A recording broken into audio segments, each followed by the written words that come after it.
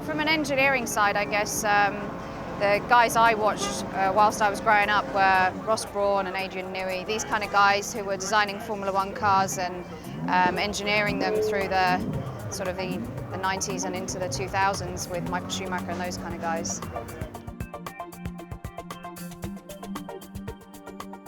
I didn't feel any extra pressure.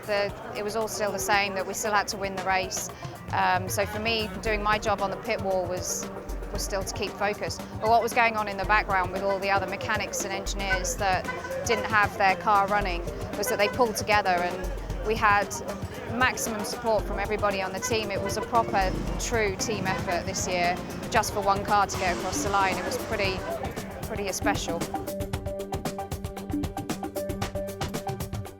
At the end of the race, when everybody came out, I noticed how much it had really affected a lot of people quite emotionally. There was a lot of tears, and it was slightly strange because for me, what was going on the pit wall was a totally different experience. Yeah, it was pressurised, but nothing like what was going on out the back. And I've spoken to people about what happened and how they were feeling, and so many people pacing around in the back of the garage wondering what was going to happen.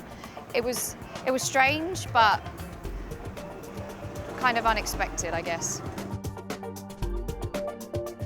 It took me around about 45 minutes to get from the pit wall and back into the garage because there were so many people that just kept stopping me. When I did finally get into the office and I just sat down, all I wanted to do was just call my mum, because I knew that they had been following what was going on, but my phone was flat, so I was trying to struggle to get some charge into it so I could call home. I didn't feel tired as such at that point, but by the time we'd had a couple of glasses of champagne, it was over. The Monday we drove back home to England. Guys from Audi Sport went back to Germany, and within probably 24 hours after writing the reports up, we were straight back to preparing for next year.